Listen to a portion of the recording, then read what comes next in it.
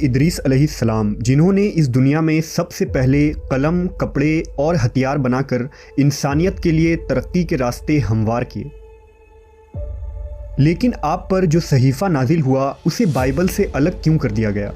The book of Enoch ایک ایسا صحیفہ جو شاید دنیا کی سب سے پر اسرار کتابوں میں ایک ہے، کیونکہ اس کتاب میں اس کائنات کی پیدائش، حضرت آدم علیہ السلام کے زمانے کے پر اسرار کہانیاں اور ایسے راز لکھے ہیں جو شاید ہمارے پڑھے گئے تاریخ سے میل نہیں کھاتے۔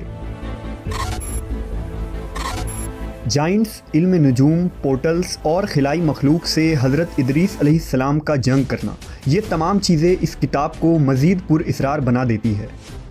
کیا واقعی حضرت ادریس نے خلائی مخلوق سے جنگ کر کے انسانیت کو بچایا تھا؟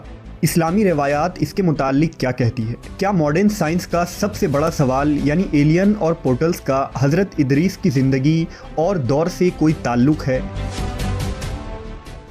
حضرت ادریس علیہ السلام اللہ کے تیسرے پیغمبر تھے جو حضرت آدم اور حضرت شیث علیہ السلام کے بعد نبوت کے منصب پر فائز ہوئے۔ آپ کی پیدائش قدیم شہر بابل میں ہوئی۔ روایتوں کے مطابق حضرت ادریس نے دنیا میں لوگوں کو سب سے پہلے لکھنے پڑھنے اور تعلیم حاصل کرنے کا درس دیا۔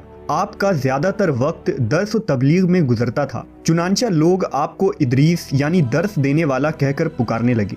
آپ علیہ السلام حضرت شیث کے 5ویں نسل سے تعلق رکھتے تھے۔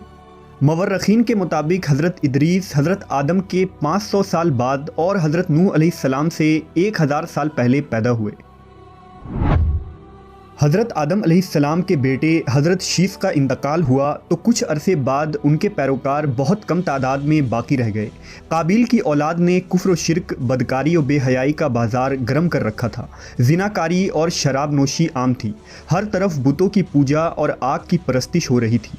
لہذا بنی آدم کی ہدایت و رہنمائی کے لیے اللہ نے حضرت ادریس کا انتخاب کیا۔ نبوت کے منصب پر فائز ہوتے ہی آپ نے اپنی قوم کے بھٹکے ہوئے لوگوں میں وعظ و تبلیغ کا کام شروع کر دیا، لیکن وہ سب آپ کے دشمن بن گئے، اور جو لوگ بھی حضرت ادریس پر ایمان لائے ان لوگوں نے ان پر ظلم کرنا شروع کر دیا۔ لہٰذا حضرت ادریس نے اپنے پیروکاروں کے ساتھ بابل سے ہجرت کرنے کا ارادہ کیا۔ حضرت ادریس اہل ایمان کو لے کر مصر کی طرف چل پڑے اور دریائے نیل کے کنارے آباد ہو گئے۔ یہ ایک سرسبز و شاداب علاقہ تھا۔ حضرت ادریس اور آپ کے ساتھیوں نے یہاں دعوت و تبلیغ کا کام جاری رکھا اور ان لوگوں نے یہاں مختلف علوم سیکھ کر خوب ترقی کی۔ اللہ نے قرآن مجید میں حضرت ادریس کا ذکر یوں فرمایا ہے، اور اس کتاب میں ادریس کا بھی ذکر کیجیے، بے شک وہ بڑے سچے نبی تھے اور ہم نے ان کو بلند رتبے تک پہنچایا تھا۔ حضرت ادریس نے ہی سب سے پہلے قلم سے لکھنا اور کپڑا سینا ایجاد کیا۔ ان سے پہلے لوگ عموماً جانوروں کی کھال کو بطور لباس استعمال کیا کرتے تھے۔ حضرت ادریس وہ پہلے انسان تھے جنہیں علم نجوم اور علم الحساب یعنی ایسٹرولوجی اور میتھمیٹکس کا علم بطور معجزہ عطا کیا گیا تھا۔ کہا جاتا ہے کہ آپ کو 72 زبانوں کا علم تھا اور دنیا کی تمام قدیم بنیادی زبان مثلاً عربی، سریانی، لاطینی، یونانی، عبرانی اور مصری زبان کی بنیاد آپ نے ہی رکھی تھی۔ حضرت ادریس پر 30 صحیفے نازل ہوئے جو اس وقت کے لوگوں کے لیے رہنمائی تھی۔ آپ نے ہی اسلحہ اور ہتھیار بنانے کے فن کو عام کیا۔ مورخین نے لکھا ہے کہ چونکہ بنی قابیل بار بار آپ کے علاقے پر حملے کیا کرتے تھے، لہذا آپ نے اسلحہ بنائے اور ان سے کئی بار خون ریز جنگ بھی لڑی۔ حضرت ادریس علیہ السلام نے 365 سال کی عمر پائی تھی۔ علماء و مفسرین اور بہت سے تابعین کا یہ قول ہے کہ حضرت ادریس علیہ السلام کو زندہ آسمان پر اٹھا لیا گیا تھا اور چوتھے آسمان پر آپ علیہ السلام کے روح کو قبض کی گئی، جہاں نبی صلی اللہ علیہ وسلم نے معراج کی رات آپ سے ملاقات کی تھی۔ مشہور مصنف جمال الدین القفلی نے لکھا کہ عراق و ایران کے سرحدی علاقوں میں آباد التیمہ نامی ایک قوم حضرت ادریس کی باقی بچے ماندہ قوم میں ہیں، جو سائبین کی ایک شاخ ہیں۔ یہ لوگ خود کو ادریسی کہتے ہیں۔ یہ لوگ ستارے کو اپنے دینی رسومات کا ماخذ سمجھتے ہیں اور اپنی عیدیں اور قربانیاں ستاروں کے عروج اور رجوع کے وقت کے مطابق مقرر کرتے ہیں۔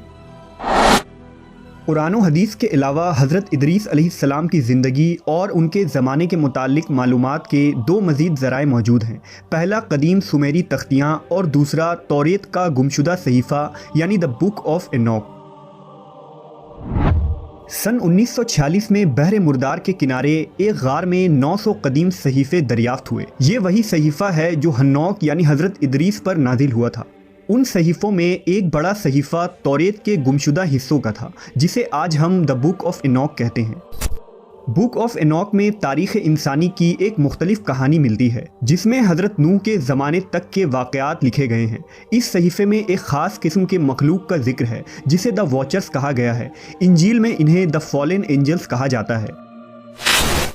इस सहीफ़े के मुताबिक हज़रत इदरीस अलैहिस्सलाम के ज़माने में जैसे जैसे इस ज़मीन पर इंसानों की आबादी बढ़ने लगी, तो ज़मीन की कुछ चीज़ें आसमान के फ़रिश्तों की नज़र में आने लगी। उन फ़रिश्तों को बनी आदम की खूबसूरत औरतें बहुत पसंद आईं।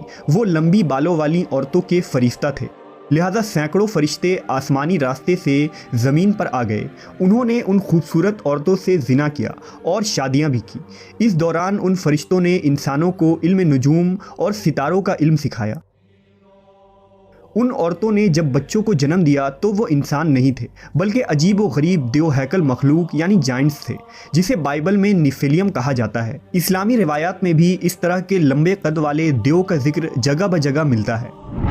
बुक ऑफ एनॉक के मुताबिक वो फरिश्ते ज़मीन पर अपनी हुकूमत कायम करना चाहते थे और इंसानों को अपने ताबे करने की ख्वाहिश रखते थे। दरअसल अहले किताब यहूद व नसारा का ये अकीदा है कि इब्लीस एक फ़रिश्ता था और उसने जब अल्लाह की नाफरमानी की तो वो मरदूद होकर इब्लीस कहलाया, जबकि कुरान व हदीस के मुताबिक इब्लीस फ़रिश्ता नहीं बल्कि एक जिन था। लिहाजा इस गलत अकीदे की बुनियाद पर तौरेत और ईसाई लिटरेचर में उन मखलूक को फ़रिश्ता लिखा गया है, जबकि फ़रिश्ते अल्लाह के हुक्म के ताबे होते हैं। ना ही वो नाफरमान होते हैं और ना गुनाह कर सकते हैं। वक्त गुजरने के साथ ज़मीन पर उन वॉचर्स की आबादी बढ़ती चली गई। उन्होंने इंसानों और जानवरों को खाना शुरू कर दिया और ज़मीन में खूब फसाद हुआ। लिहाजा खुदा ने ज़मीन पर एक फ़रिश्ता भेजा जिसका नाम एज़ाज़िल था। उसने इंसानों को हथियार बनाना सिखाया। उस फ़रिश्ते ने इंसानों को सितारे, सैयारे और कायनात के मुताल्लिक उलूम सिखाए और उसी ने एनॉक यानी हज़रत इदरीस अलैहिस्सलाम को जंग करने के तरीके भी सिखाए। जब उन वॉचर्स के जराइम हद से ज़्यादा बढ़ गए तो अल्लाह की तरफ से उन पर अजाब नादिल करने का फ़ैसला हुआ। लिहाजा वो वॉचर्स हज़रत इदरीस अलैहिस्सलाम के पास आए और उन्होंने अल्लाह से अपनी सिफारिश करवाई, लेकिन उनकी सिफारिश कबूल नहीं की गई और आसमान से हज़रत जिब्राईल और मीकाईल की फ़ौज नाजिल हुई। इस फ़ौज ने उनको ज़मीन के तह में दफन कर दिया, जहाँ वो 70 नस्ल या क़यामत तक यूं ही दफन रहेंगे। हज़रत इदरीस अलैहिस्सलाम का जिक्र कदीम सुमेरी तख्तियों में भी मिलता है। उन सुमेरी टैबलेट्स के मुताबिक खनूख के दौर में आसमान के रास्ते से इस ज़मीन पर दूसरी मखलूक आई थी जिनका नाम अनुनाकी था। सुमेरी उन्हें खुदा मानते और उनकी पूजा किया करते थे। मॉडर्न रिसर्चर के मुताबिक अनुनाकी दरअसल एलियंस की एक नस्ल थी जो इस ज़मीन पर आई थी। इन अनुनाकी ने ही इंसानों को मेटल प्रोसेसिंग और माइनिंग का काम सिखाया। इसके अलावा एस्ट्रोनॉमी, साइंस, मैथमेटिक्स, कॉस्मेटिक का इस्तेमाल और हथियार बनाना भी सिखाया, जिसकी वजह से इंसानी तहजीब परवान चढ़ी। इसराइली रिवायात, सहीफ़ा एनॉक और सुमेरियन टैबलेट्स के साथ अगर इस्लामी रिवायात को जोड़ा जाए तो हज़रत इदरीस अलैहिस्सलाम के दौर का एक ऐसा खाका बनता है जिससे दूसरे सैयारे पर खिलाई मखलूक़ात की मौजूदगी और पोर्टल्स की मौजूदगी साबित होती है। ऐन मुमकिन है कि वो फॉलन एंजल्स, वॉचर्स या अनुनाकी कोई खिलाई मखलूक हों जो दूसरे प्लैनेट से हमारे ज़मीन पर हमला आवर हुए हों और जिनसे हज़रत इदरीस अलैहिस्सलाम ने जंग किया और इंसानी तहजीब को बचाया। क्या जदीद साइंस जिस पोर्टल्स और एलियन की थ्योरीज पेश करती हैं, ये तमाम चीज़ें हज़रत इदरीस के दौर की टेक्नोलॉजी थी? कुरान और हदीस की जदीद साइंसी ताबीर क्या नए नए राजों से पर्दाफाश करने वाली है?